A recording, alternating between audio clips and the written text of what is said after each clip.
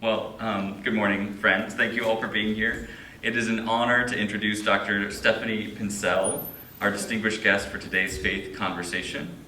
Dr. Pincetl serves as professor at the UCLA Institute of the Environment and Sustainability and is founding director of UCLA's California Center for Sustainable Communities. Her extensive research focuses on environmental policies, urban sustainability, and resource equity, providing transformative insights into how communities can address complex ecological challenges. Dr. Pincetl has been instrumental in developing innovative tools like the UCLA Energy Atlas, which maps energy consumption patterns across Southern California, aiding in the creation of more efficient and equitable energy policies. She has also contributed significantly to understanding urban metabolism, the study of energy and material flows in cities, and its implications for sustainable urban planning.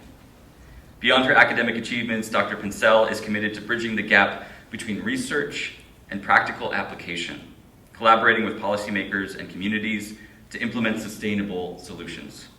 Her dedication to environmental justice and sustainable living aligns closely with our congregation's commitment to creation care. Today, we have the privilege of hearing her presentation titled, "The Fires This Time Are Disregard for Where We Live," which will explore our roles and responsibilities as caretakers of creation in the face of environmental crises. Please join me in warmly welcoming Dr. Stephanie Pincetl.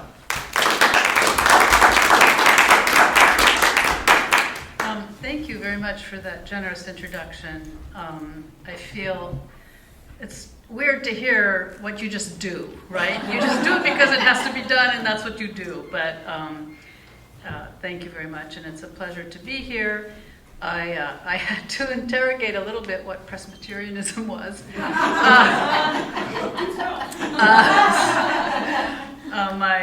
My own parents were Catholic, and I'm married to someone who's Jewish, and I was introduced to the Bible through my husband, who's Jewish, because my parents became atheists. So the whole constellation of all these different Christian religions is a mystery, but also fascinating. And one of my dear colleagues is Dr. Jason Sexton, whom some of you may know. And we have developed a project that we have tried to get funded over time called Faith Flourishing in the Environment, because we both believe, and I'm increasingly convinced, that faith communities, whatever they may be, have an enormous role to play in how we reconsider our relationship to the planet and to each other. And without having that connection, our relationships, as they're constructed solely through science, are really arid and do not bring forth the emotive side of the passion we have for life and for each other, right? What was the most dramatic thing that happened after the fires, in my estimation? The way people came out for each other. Yes. We cannot forget that as humans, we have an enormous reservoir of compassion and care. And that part of our soul and our essence is undernourished. And as we see today, increasingly disparaged. So we have to really stand up very strongly for our capacity for empathy and building together toward a more ample ability to live on this planet. Yes. So my work is really in that direction. I've been interested in the question of justice for a very long time, and the question and how we perceive the environment and perceive ourselves are intimately connected. If we cannot house people, we cannot take care of the planet. There's no one or the other. So this, of course, the fires are, very provocative in terms of thinking of all of these issues. So I put together some thoughts. They're still kind of rough, I have to confess. I am working on a paper for a conference called Polycrisis. It's like, okay.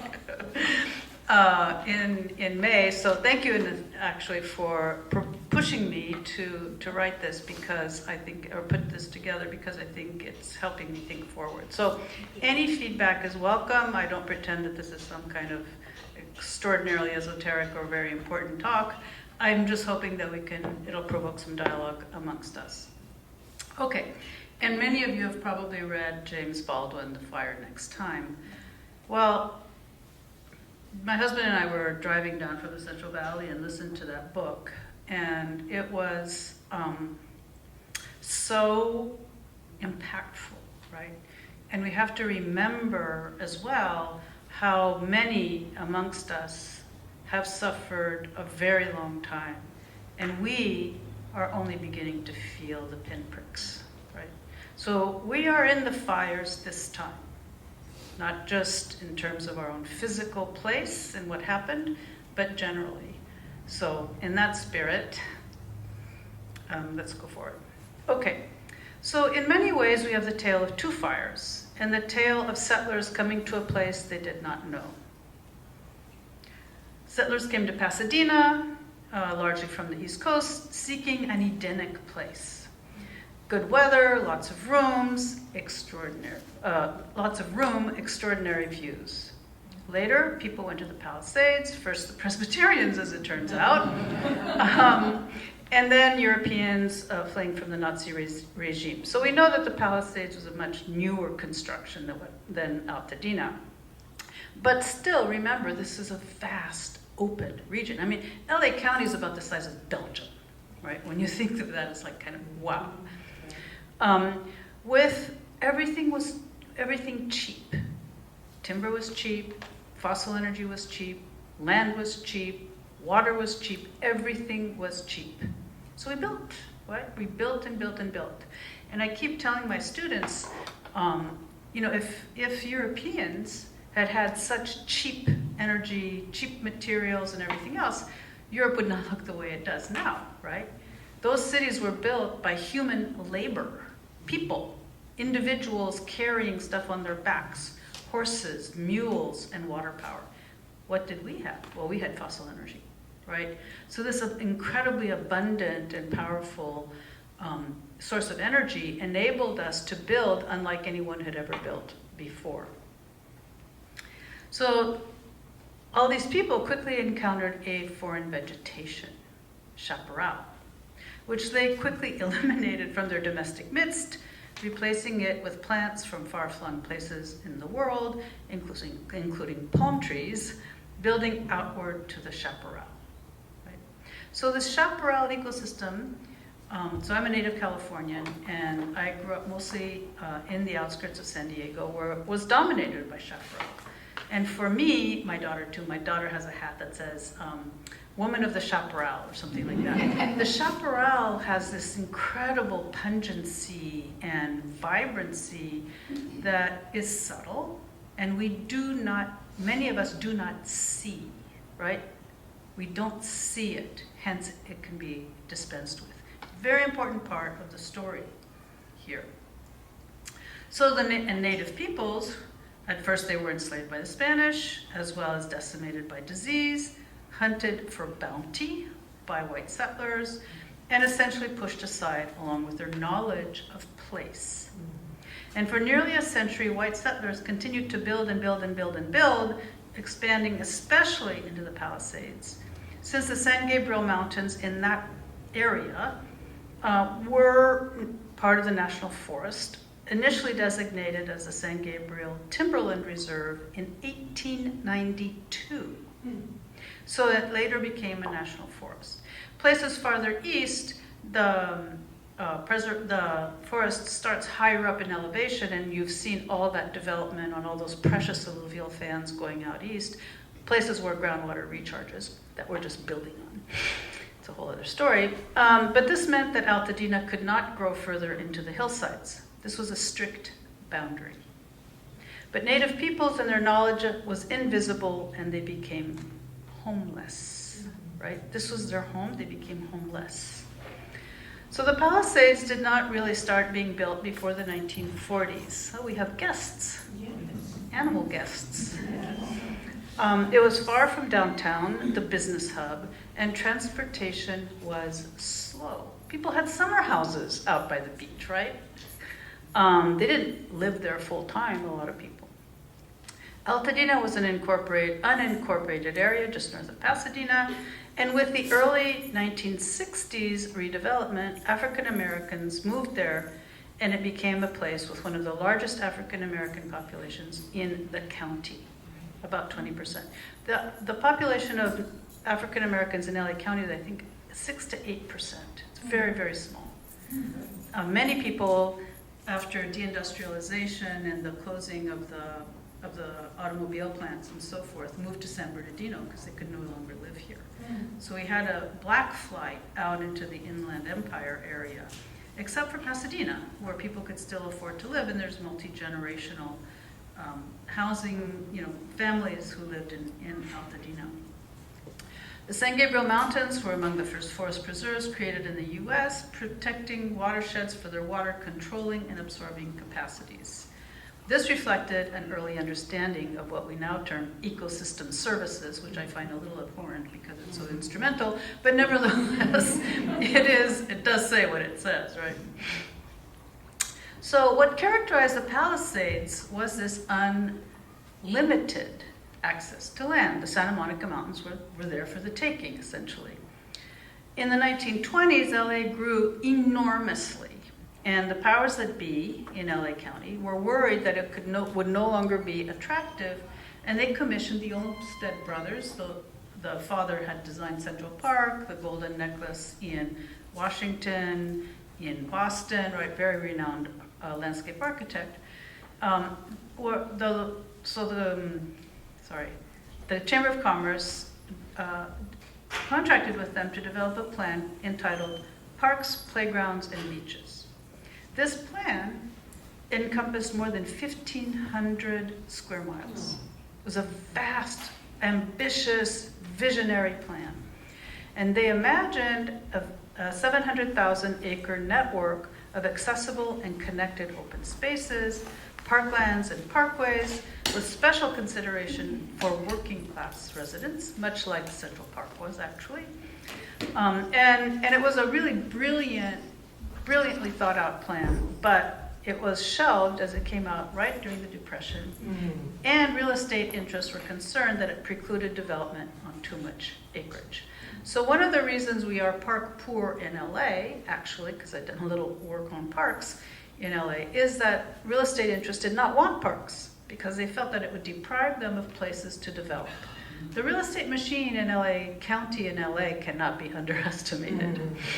So the Santa Monica Mountains in this plan were seen as a priority open space area, and of course we know that that plan was shelved. So the Palisades, okay. The Santa Monica Mountains National Recreation Area, who's been there? Has anybody been there? A few people have been there. It's really quite something, right? Is one of the largest urban parks in the country.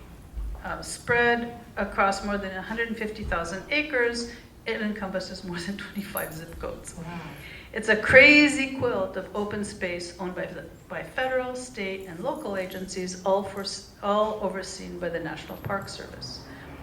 But this came as a result of decades of resistance to development, even as early as the 20s, and then we saw into the 30s. By the 1960s, still a period of great land development in Southern California, parts of the mountains were being leveled to make way for large housing developments. So probably many of you have driven up the 5 and seen the Newhall Ranch development, right? Cut and terrace, cut and cut and cut. And it's really that observation of that kind of process as I was growing up in San Diego County that got me interested in this question of land use. I could not fathom why you built that way. Destroying the natural topography, hydrology, vegetation. It just seemed egregious, not subtle, not thoughtful, and not about building in place with this magnificent landscape. So as a young kid, I would say starting around 12, I became kind of just obsessed by this question of land use, and I still am. Those young childhood experiences. So in 1964, a group was formed by Sue Nelson, you were nodding your head, right? Called Friends of the Santa Monica Mountains. So it's interesting. I came to LA.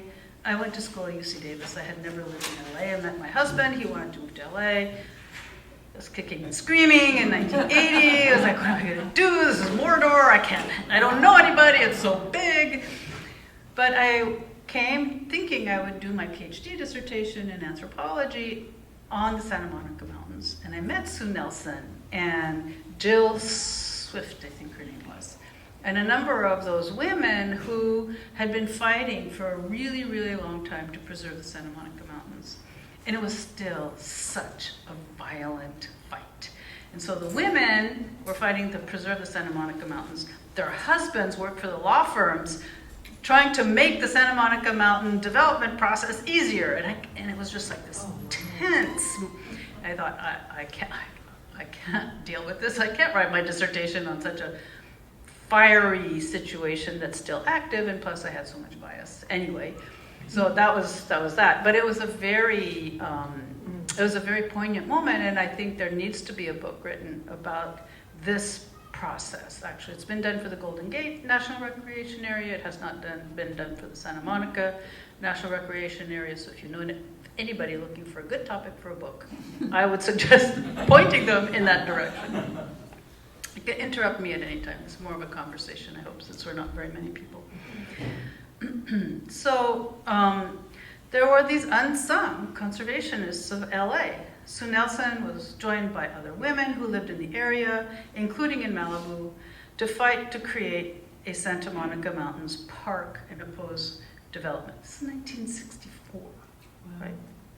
They repeatedly went up against development interests and ultimately succeeded in having the Santa Monica National Recreation Area established as part of the National Parks and Recreation Act of 1978. So you have the Fire Island one, you have the one near San Francisco, and the whole idea was that people who lived in cities needed to have better access to open space, especially people, low-income people who could not go out to, the national parks across the country and things like that. And that this would be a way to facilitate that and also preserve open space at the urban fringe. Now, we know that through park surveys, the Santa Monica Mountain National Recreation Area is predominantly used by white people, but the intention was there, right? It was a very important view of how we live in urban areas. Maybe you have denser urban areas and then you go out to places that have been preserved instead of sprawling out to places and having an individual experience of those beautiful places, depriving everybody else, because you have private property, of being able to have access to them. But not enough federal money was forthcoming to purchase enough of the parcels as Ronald Reagan came into office, and James Watt was his Secretary of Interior. Some of you may remember the infamous James Watt. I think he's passed away. God bless his soul, as they say. The California legislature did step up and created the Santa Monica Mountains Conservancy, and an agency that conducts land acquisitions. I can see I didn't reread this. Sorry. Currently, there are over 200,000 preserved acres in the Santa Monica Mountains. But the conservancies, all of the conservancies have to raise their own money. They're not given, they're given a small allocation by the state, but we have conservancies in numbers of places in California, and many of them, in order to purchase land, have to make deals. And Joe Edmiston, I believe he's still the director. Yeah, if you've ever met Joe, he's a force of nature. He was appointed by Jerry Brown in his first administration, and Joe has made incredible deals. He's also offended enormous numbers of people, but he has certainly done what he was put in place to do, and that is expand the footprint of preserved lands. But lots of fires, right? In that area. Lots and lots and lots of fires. And I'm sure I've missed fires here. Bigger fires, littler fires, bigger fires, littler fires. And over time, structures were destroyed, people's lives were turned upside down, vegetation was destroyed. And here's the thing about chaparral compared to forest lands. Chaparral does burn, right? It is, I've forgotten, I don't know how to pronounce it, but fire triggered. So, I have to write it out. But it's the seeds of many of the plants will only open and grow once they have been burned, right? So it's a fire-dependent ecosystem, but it cannot burn as often as a forest because it will not regenerate. It will die, right? So it's about a 20-year, 30, 40, 50-year burn. And it's not at these incredibly high intensities that we have today.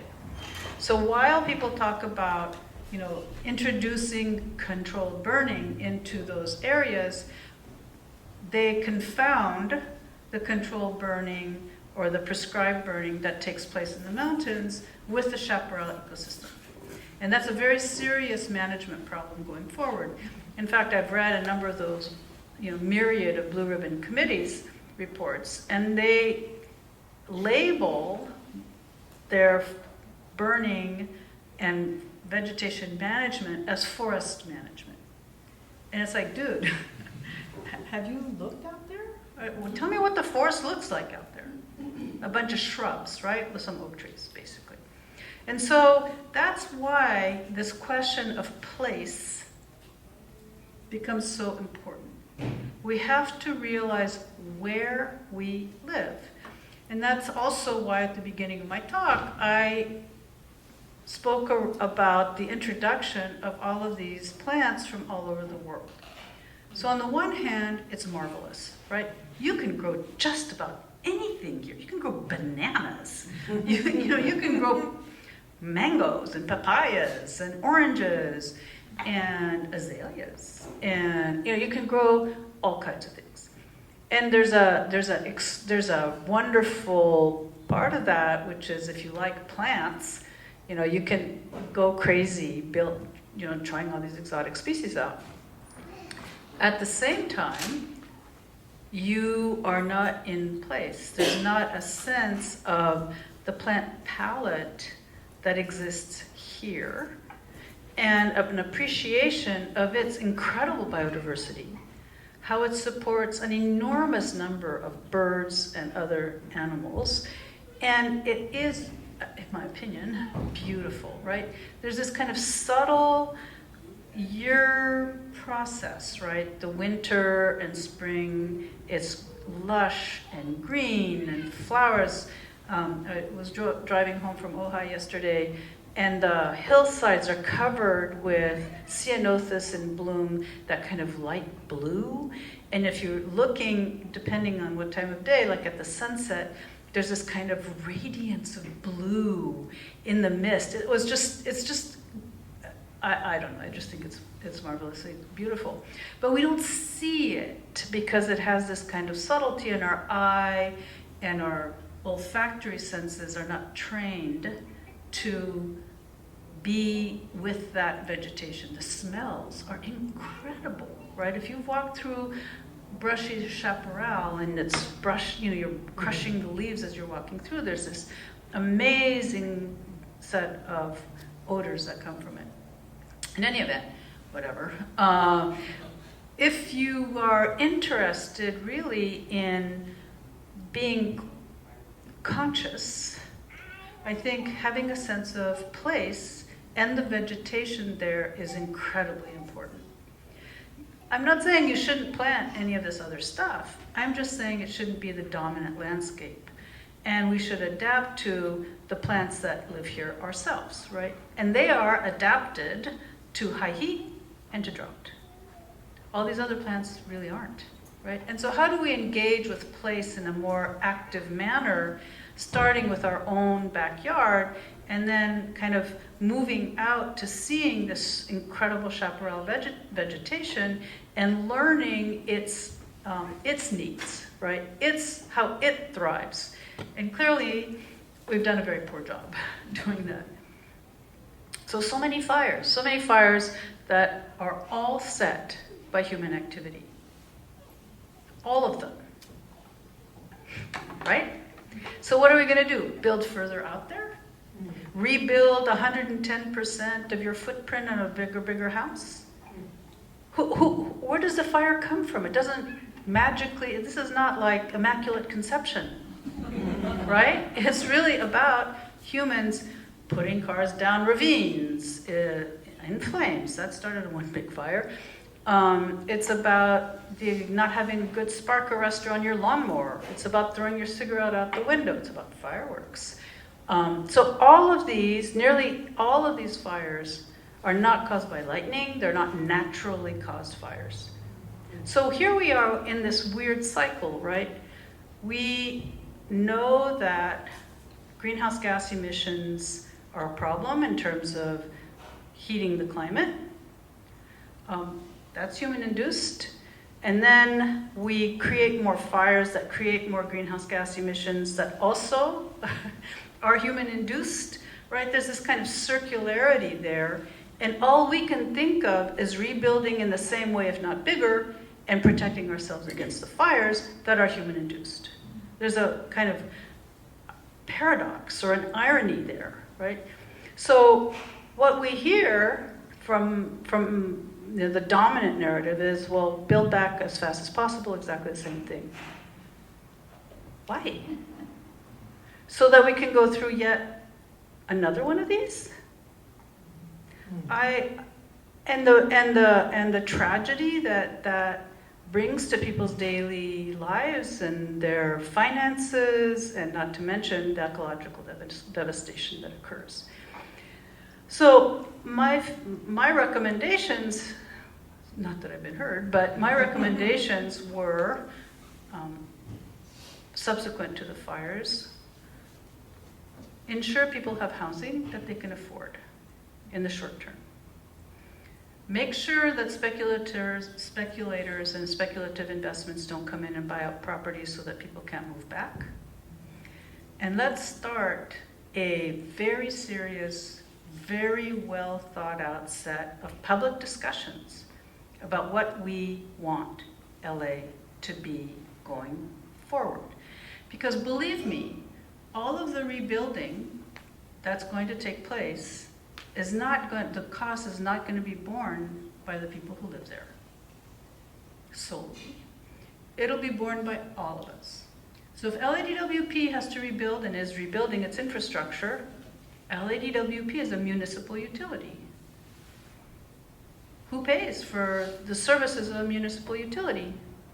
Us, right? Edison is it's not in here, I don't think. Yesterday I think I discovered that Edison's power lines had caused remember the really big fire in the Santa Monica Mountain, in the San Gabriel Mountains that occurred 5 years ago or something? That was an Edison line. The Altadena fire, that's an Edison line. And we are paying more to ensure that those lines aren't creating more sparks and more fires? Is it really our responsibility, or is it maybe the shareholders' responsibility, since they own the company? Right? But Edison is just going to go to the PUC and say, we need more money in order to do the work that we should be doing anyway as responsible citizens. So there's also this part of, well, who should be responsible relative to the future? Hence, the need to have an open and transparent set of really in-depth dialogues across the city and the county about how we want to live in place. And I don't think it's sufficient to say we will rebuild, because clearly rebuilding simply exposes people to more tragedy and everybody to more cost. We hear, I've seen in the LA Times, people saying, we do not want any density here. We do not want any affordable housing here. We do not want to see those people living here. In fact, we're going to incorporate and tell those people they are not welcome. What kind of vision of the future is that when we all are paying for that infrastructure? The roads, the electricity, the water, and the rest, right? So I think that it's time really to, well, this is not a future that we think is going to ensure people's safety or their happiness, for that matter. And the fires this time have not, but should, offer that opportunity. So, and to add to further complexity, limits to growth fights more generally, especially on the west side. Do people remember Not Yet New York? You don't remember Not Yet New York?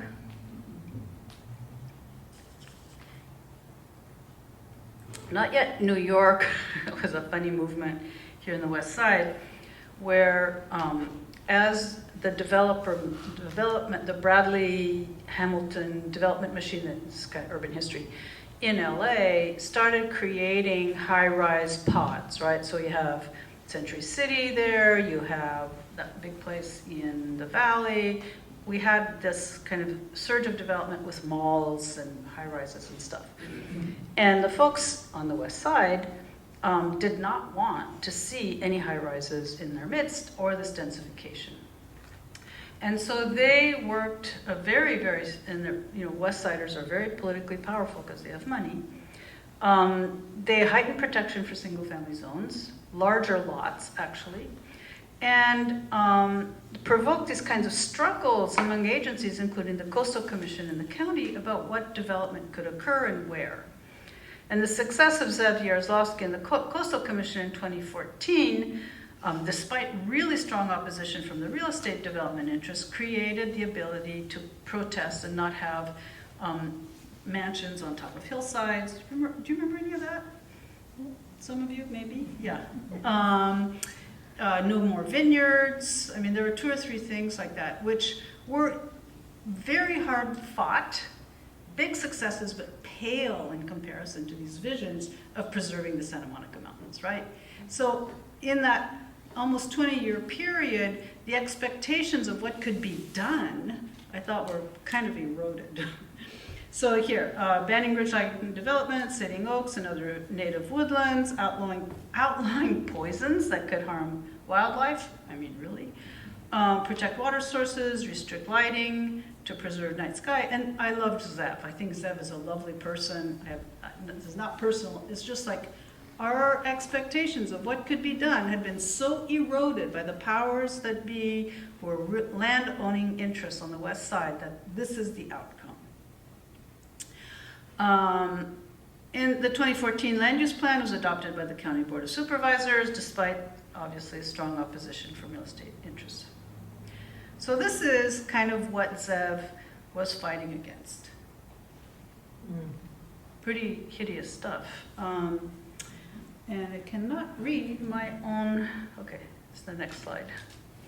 So what does this pattern show us? The difficulty of land preservation in a private property regime where historically there's been an aversion to land preservation.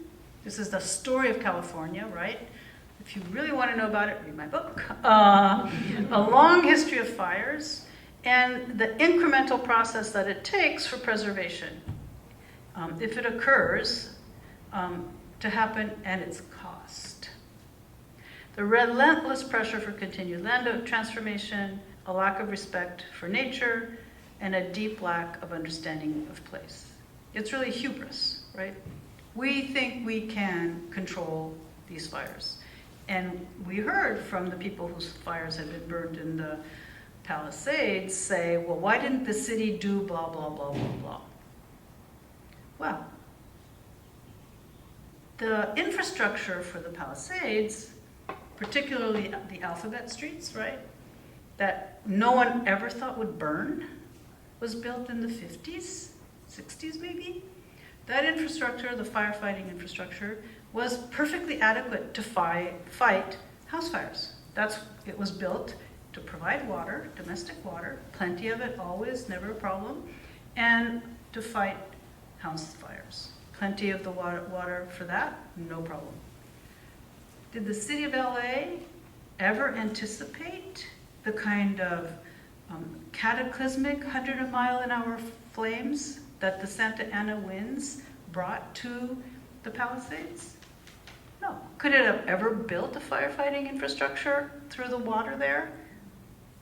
No, right? This was one could say this is an act of God. What are you going to do when there's an act of God, right? Build infrastructure? To say, stop it, God. I mean, it's a complete insanity. And what it does is it really reveals, one, people's expectations of services that they don't generally want to pay for, right? We're a tax-restricted state. People do not want to pay taxes. Two, a delusional view of what is possible in the face of forces that we have unleashed through climate impacts, but not just climate impacts, right? All of the associated pieces of that come with fossil energy. So it's a very distressing situation that we are so detached from where we live and what it takes to make it possible to live here, that you can point the finger and say to the LADWP, for example, who had a perfectly fine water infrastructure, thank you very much, that they had done not enough. Oh, there was a reservoir offline. Well, you know what? The Palisades people fought an additional reservoir for decades that LADWP wanted to build there. They did not want it in their backyard. Sorry, thank you very much. I spoke to the new leader of LADWP, or the CEO, Janice Quiñones, who is a force of nature, and I just think we're so lucky to have her. And when she learned about that there were going to be these very, very high 100-mile-an-hour winds and so on, she had 2 of the reservoirs filled to the top. Wow. Anybody talk about that? You see that anywhere? No. So we have gotten into a habit, I guess, of not wanting to look at the complexity of the situation that we live in, and the ways in which we have so much and have been able to do so much, but we can't do more, really. In fact, we should be doing much less. We really need to understand the place we live in, know that Southern California is subject to droughts, California is subject to droughts, the Southwest is subject to drought, and extremely high heat that is only getting more exacerbated by the burning of fossil energy. How do we live in that kind of place? How do we begin to curb the expansionary desires that are driven by real estate interests who only make money on more development? Newhall Centennial. Centennial is a completely insane idea. But we need housing, we need jobs, we need this, we need that drives electeds who rely on campaign contributions and also the pressure from unions and people who need housing to think that the only way to achieve those ends is by expansion. Because we don't want those people living next door as the Palisades resident. So articulately phrased, right? What does that tell us about our ability to live in place with who we are? Well, it's not very cheery, but it just does point to a direction where we could do more work, right? There's plenty to do. And I also think that many, many, many people in Los Angeles are willing to do the work. We need to rally and find venues and forums and ways in which we can come together around a different vision for the future for LA. I think it's possible. We need more leadership. Okay, so what is to be done and what is being done? What is to be done challenges the history of management of these mountains by the settler colonialists, which we are. I think most of us are. Urban limit lines, not just in the Santa Monica Mountains, but throughout the state. Enough. We cannot service you if you want to live or need to live 20 miles out. The road, the infrastructure for water, power, and internet, and everything else. It's just too much. Thoughtful tasteful, respectful infill. Rethinking what we build and introducing more climate-appropriate materials, locally sourced. I mean, what happened to Adobe, for God's sake? It's a very sophisticated material if you know how to use it, but we don't, because we're all glass, steel, and concrete. There are other ways to build. Yes, please. Sorry, what is infill? Infill? Oh, good question. Infill is like when there are gaps in the building, in the urban fabric, you fill it in with more denser housing. That does not necessarily mean what you see on the Wilshire corridor. It means that you have duplexes, you have triplexes, you might have a 3-story building, and you have this kind of really complex set of buildings and housing types, cheek to jowl, including neighborhood commercial. So when you look at the development that takes place out there in the hinterlands, what do you see? You see extraordinarily dense apartments with some affordable housing set aside that are like rabbit holes, rabbit cages for people. You see the superior single-family zone on bigger lots that pay for, because they're more expensive, ostensibly the housing that's affordable. And then, on the other side of the freeway, you see the big box retail. Same, I will use a vulgar term, shit everywhere. I mean, I can't shop I don't eat like that. I don't shop like that. I have no choices, none, in a country where all we have is choice, right? So that pattern is incredibly dysfunctional. And it's a pattern that is driven in part by sales tax revenue, because we had Proposition 13 that cut the property tax down to a nib of what it used to be, and cities are poor. They're very poor. And now we have Proposition 218, that means that you have a 2/3 majority vote for any raise of specialty taxes, on and on and on. Property has been protected in this state for those who can own it. Everybody else is left in the dust, living in very poor conditions. So, what is to be done is to begin to think about how we unravel that, how we undo that knot that we find ourselves in the early 20th century. Although it's 2025, the first quarter of the 21st century. So, knitting neighborhoods better together. You can't have people have to get in their cars to go buy a gallon of milk on the other side of the freeway. You can't get your kid to go down the street and get you whatever, the cube of butter that you need to make the cookies for them, right? Challenging the car. And for the Palisades, my vision, is kind of village-like concentrated housing services that create defensible space. So you have 2 or 3 nice villages, and there's a hierarchy of size of building, of dwelling units and all that stuff, but you have something that is really compact and walkable and preserves the access to that open space for which you moved there, by the way, and the views. Smaller, more modest living quarters, lots of access to open space and common spaces. Okay. For the infrastructure, the decommissioning of natural gas, rooftop solar, batteries, microgrids, and reducing the road incursions because electricity follows those. Yes, please. What is decommissioning of natural gas?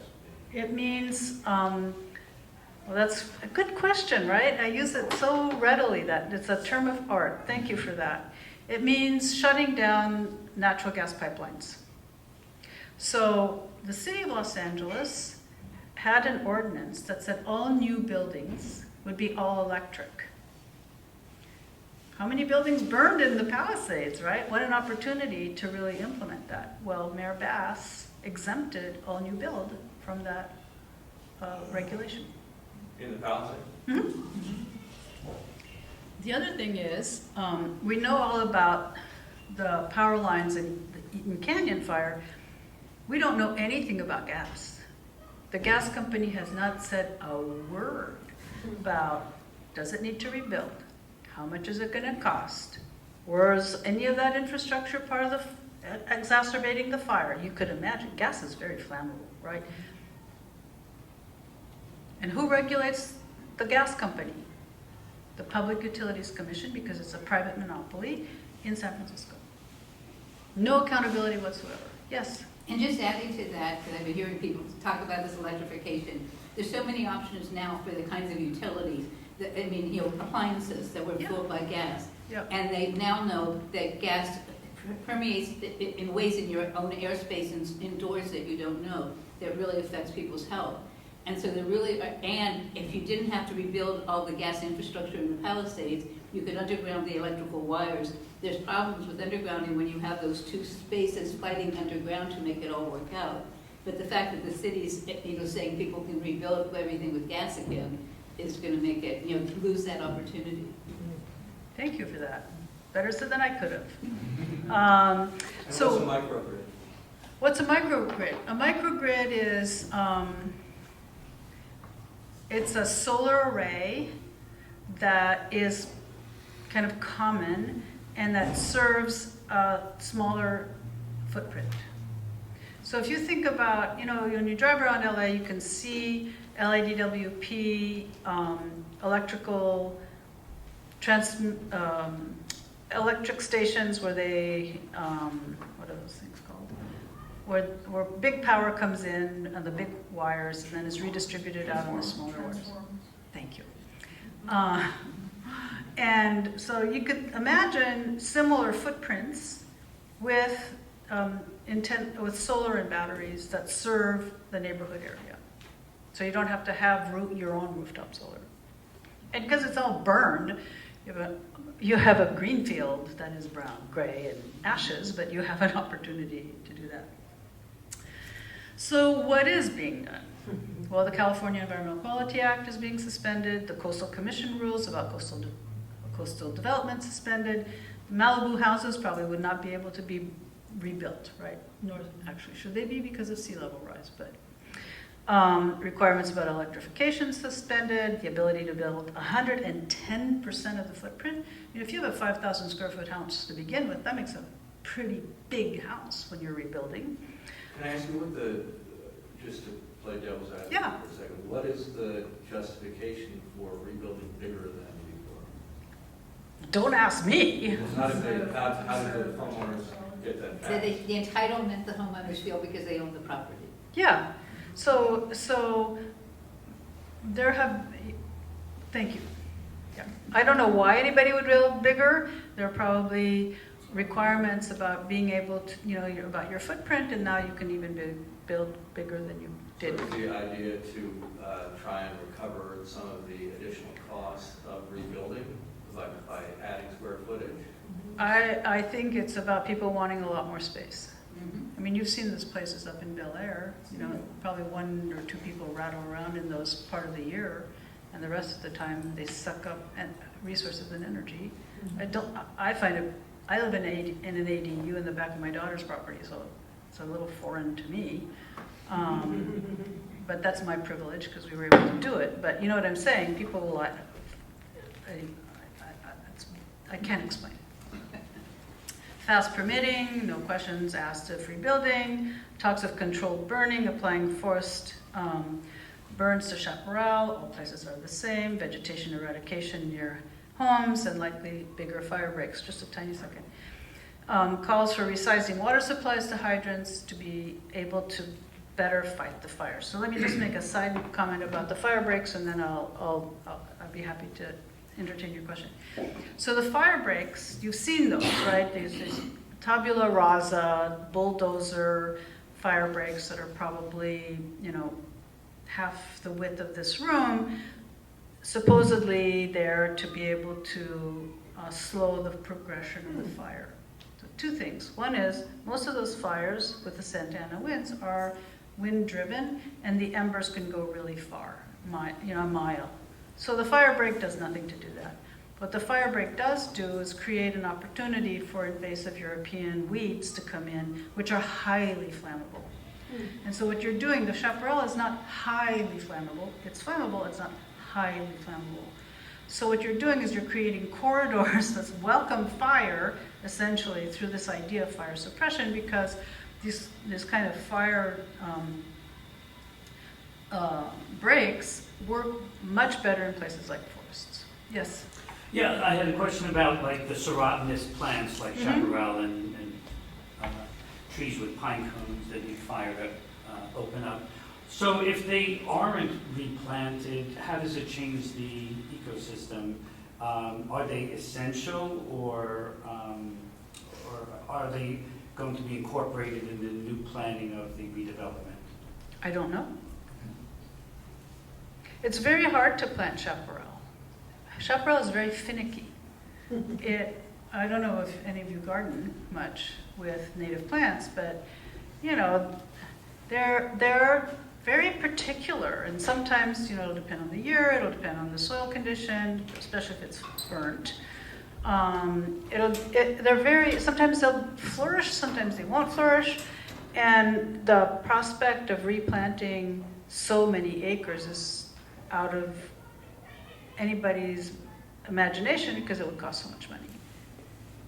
So it's not like you can do aerial seed dropping like for a forest, right? It's a very different ecosystem that has less regenerative capacities than a forest ecosystem, I would argue. I could be wrong. I'm going to a conference next week where we're going to talk about all of this, so with ecologists, so maybe I'll be a little more informed, but I've read quite a bit, so.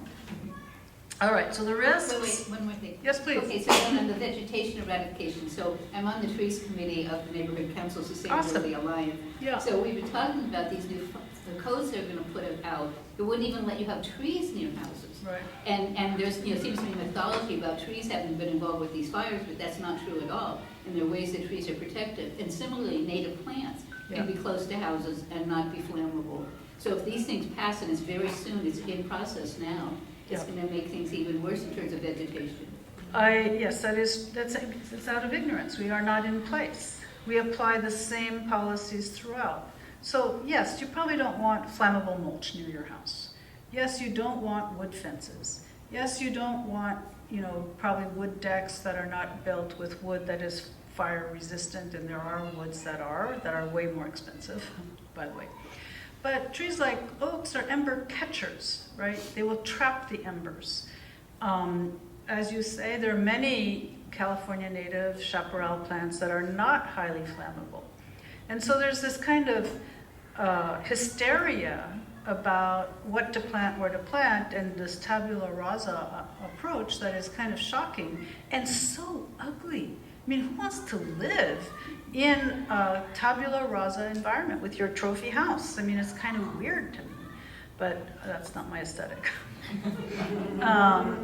So I think we've talked about most of these, and a willful ignorance of the need to, I think, very importantly, house service workers, and thus more of the same, but bigger and better. So Altadena, I just have 2 more slides, is a different story. As we probably realize, I have less to say about Altadena because there's kind of less to say in a way.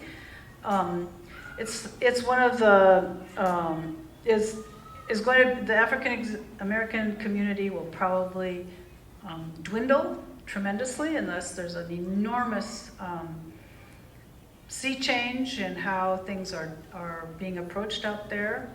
Generational wealth and community is eviscerated, and we have an amnesia about alternative strategies, including land trusts and co-op housing. Mechanisms to create such alternatives are rusty, if not needing new thinking. I mean, I'm a child of the late 60s and the 70s, right? All of these ideas were very prevalent then. They disappeared from the discourse by 1980, right? We had a conservative turn. So we no longer know about these things like land trusts or co-op housing or things like that were really part of the strategies of trying to create an alternative future at that time. So the rush to rebuild makes this much harder, and land speculators are pouncing on the grief and loss and the powerlessness.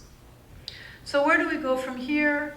So as I said at the beginning, my wish would be for us to be able to slow down, to talk, to discuss, to think, and realize that neither Altadena nor the Palisades exist in a vacuum. We're all implicated in what happens in both places. There's this urgency to recognize where we live, one of the most biodiverse regions of the world, strongly impacted by climate change and very vulnerable. And our activities on the land are very destructive. Our greenhouse gas emissions are very destructive. So how do we come to be better in place? I will argue we need to learn modesty and sufficiency, to build better connectivity amongst ourselves, to have civil conversations, that's really hard, about how to live in this extraordinary place, a place that we are destroying. So, thank you.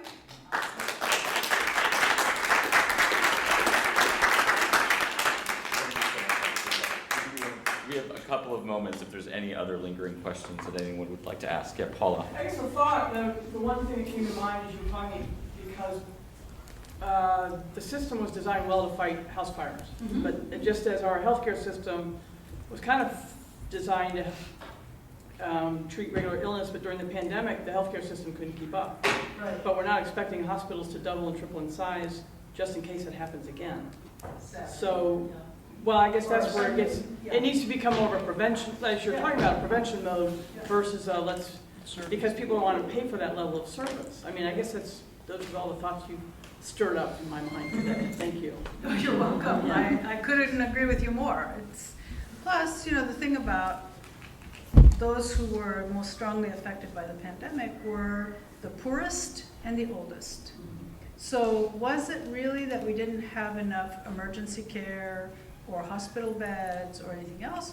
Or is it that we have not taken enough care of people so that they could be resistant to a disease? Not everybody, for sure, because it is a very serious disease, but probably many people would not have found themselves in such dire straits had they had better health to begin with, and we had, they were better health to begin with, I think.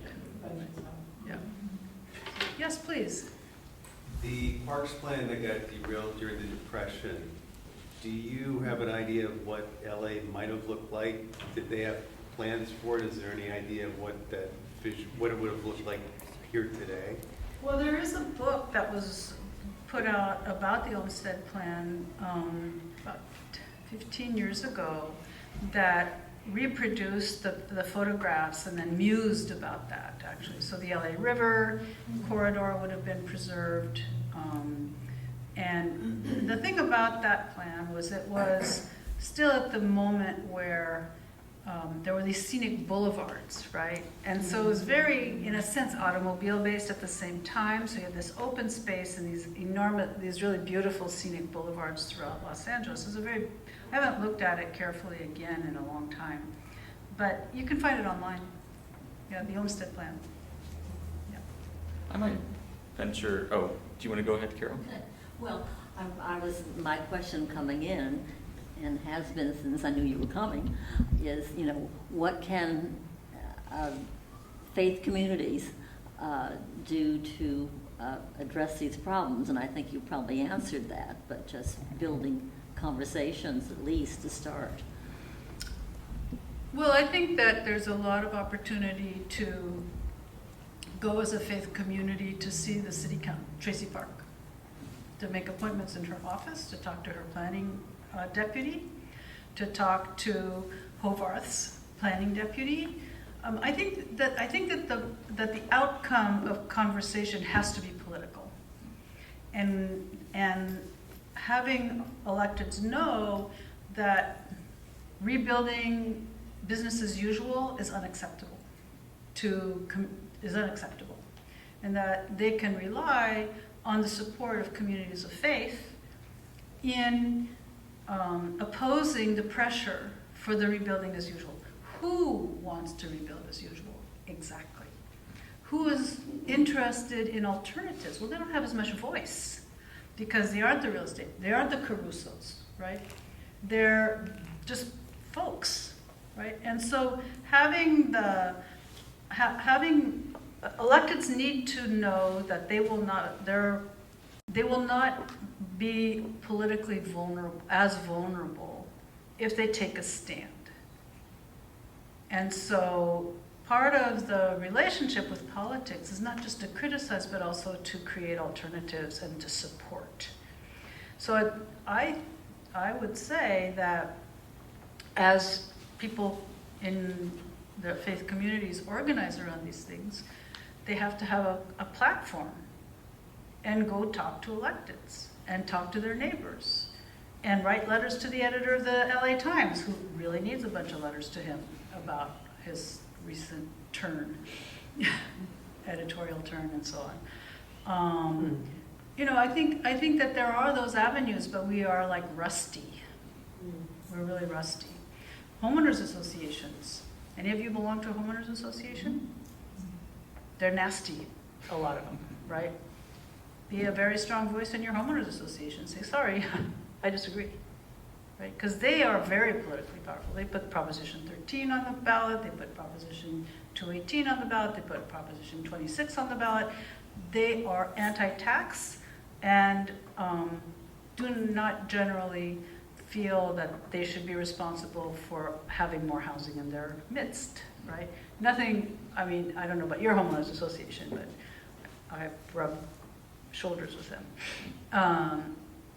So I think that there are all of these avenues, but our reflex is like not well exercised, right? That muscle is not sufficiently exercised. I'll just ask one. I think we have time for one more question. Jim, I'm so sorry if you don't mind if I take it. Thank you so much. Dr. Pincetl, you mentioned that one of the sort of core issues with, all of this happen, all that's unfolded is our inability to live sort of attuned to the land or live in place, I think is the language you used. Are there particular practices or ideas that you share with your students to help them get into that mode? Because it seems like there's a kind of opportunity for faith communities to help people in that mode as well, to develop a sort of spiritual idiom around living in place. Well, that's a good and very hard question. Students are transitory, so it's a little bit harder to be specific about this place. But I think that what my mission is in teaching is to provide students an understanding of the process of alienation from place, so that they can see how this high energy modernist lifestyle that we have is a buffer relative to place.